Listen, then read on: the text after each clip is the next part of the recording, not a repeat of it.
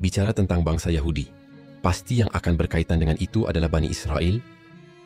Bani Israel ini memiliki kisah yang cukup terkenal dan sering disebutkan di dalam Al-Quran.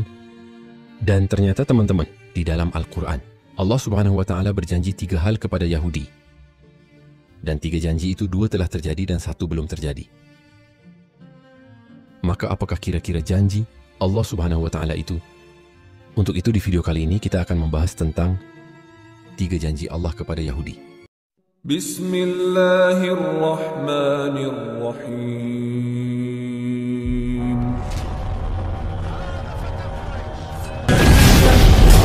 الغوافي أبلغي عنا الغوافي أغسلي الغوافي أبلغي الغوافي أغسلي أبلغي الغوافي أبلغي من معين الحق نرغب ومنا ما استكنا عزة فينا وسكن.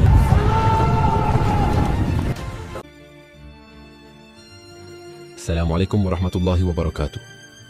Sobat ilmu yang dimuliakan Allah, semoga kita selalu dalam keadaan sehat walafiat. Amin ya rabbal alamin.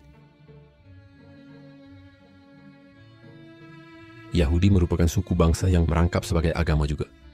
Kata Yahudi diambil dari salah satu marga dari 12 leluhur suku Israel yang paling banyak keturunannya, yaitu Yehuda atau Yehuda. Nah, Yehuda ini adalah salah satu dari 12 anaknya Nabi Yakub alaihissalam, yang Nabi Yakub sendiri diperkirakan hidup sekitar abad ke-18 sebelum Masehi. Nabi Yakub ini memiliki nama lain yaitu Israel. Kata Israel sendiri terdiri dari 2 kata. Isra yang artinya hamba, dan El yang artinya Tuhan. Jadi arti Israel adalah hamba Tuhan. Sebenarnya itu nama yang begitu bagus ya teman-teman. Tapi nggak seperti orang-orangnya yang melakukan pembantaian di tanah Palestina. Kemudian karena saking sayangnya Allah Subhanahu wa Ta'ala kepada mereka, ada banyak sekali nabi yang diutus kepada kaum. Ini melebihi jumlah ulahnya nabi yang diutus di tempat lain. Dan karena memang terkenal akan kesombongan dan keras kepalanya, banyak dari nabi-nabi itu didustakan mereka. Bahkan ada beberapa nabi yang mereka bunuh dengan sengaja. Apakah setiap datang kepadamu seorang rasul membawa sesuatu pelajaran yang tidak sesuai dengan keinginan kalian, lalu kalian bersikap sombong? Kemudian beberapa orang di antara nabi itu kalian dustakan, dan beberapa nabi yang lain kalian bunuh. Al-Quran Surat Al-Baqarah ayat 87. Mereka dikatakan membunuh Isaiyah, Zakaria, Yahya, dan nabi-nabi lainnya, yang padahal mereka tahu itu tidak dibenarkan. Dan Allah Subhanahu wa Ta'ala juga menyebutkan bahwa orang-orang Yahudi itu telah berupaya untuk membunuh Isa, tapi itu tidak berhasil.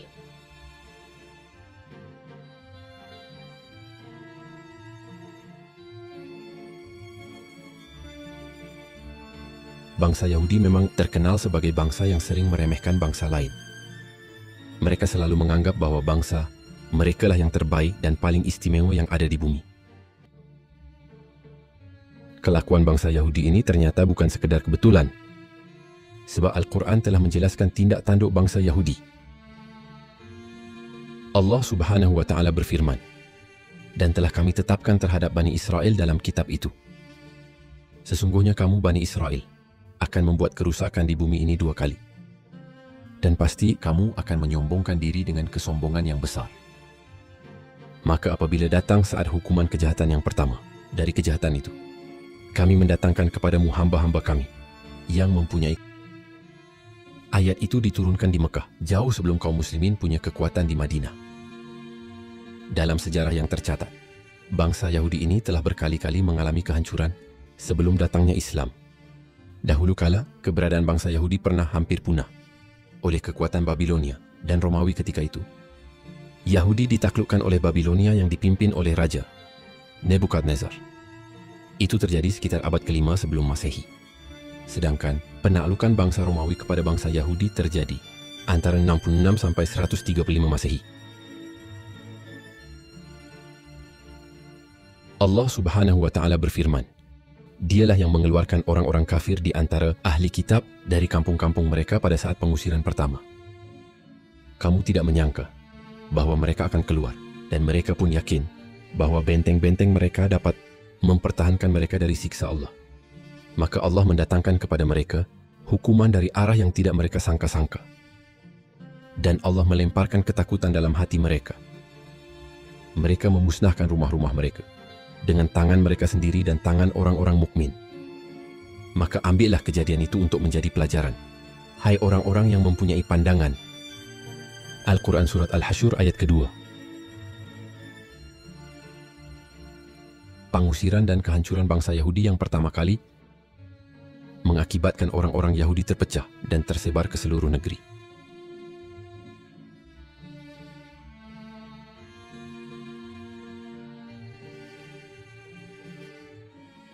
Teman-temanku seiman, janji Allah Subhanahu wa Ta'ala yang kedua kepada kaum Yahudi adalah Allah Subhanahu wa Ta'ala kasih mereka giliran untuk menguasai dunia. Setelah sebelumnya bangsa Yahudi ini berhasil diluluh lantakkan, Allah Subhanahu wa Ta'ala berjanji kepada Yahudi untuk memberikan kesempatan kepada mereka bangkit lagi dengan kebangkitan yang luar biasa. Jika kita lihat di zaman sekarang, kaum Yahudi ini sekarang sedang menguasai dunia. Hampir seluruh lini mereka berhasil kuasai seperti bidang ekonomi, sosial politik, dan pemerintahan. Hal ini dibuktikan dalam surat Al-Isra. Allah Subhanahu wa Ta'ala berfirman, kemudian kami berikan kepadamu giliran untuk mengalahkan mereka kembali, dan kami membantumu dengan harta kekayaan dan anak-anak, dan kami jadikan kamu kelompok yang lebih besar. Al-Quran Surat Al-Isra ayat 6. Ketika kita mendengar ayat tersebut, bukti nyatanya bisa kita lihat bahwa benua Amerika yang memiliki hanya 2 orang-orang Yahudi di sana. Tapi sebagian besar Yahudi berhasil menguasai Amerika. Dan tak hanya itu teman-teman. Saat ini teknologi-teknologi canggih yang ada di dunia sekarang, sebagian besar diciptakan oleh orang Yahudi. Dan kini terbukti janji Allah Subhanahu wa Ta'ala yang kedua. Bangsa Yahudi berhasil membalas sakit hatinya dengan menduduki kembali negeri Syam atau Palestina. Bahkan bangsa Yahudi berhasil mengalahkan pengaruh kaum muslimin di wilayah tersebut. Lalu yang tadinya bangsa Yahudi ini mengungsi ke beberapa negara. Kini mereka pada berbondong-bondong pulang ke tanah Palestina. Kepulangan mereka ke negeri yang dijanjikan itu tak bisa dicegah dan dihalang oleh kaum muslimin. Kesombongan bangsa Yahudi makin meningkat manakala ekonomi dan militer mereka di-backing oleh Barat.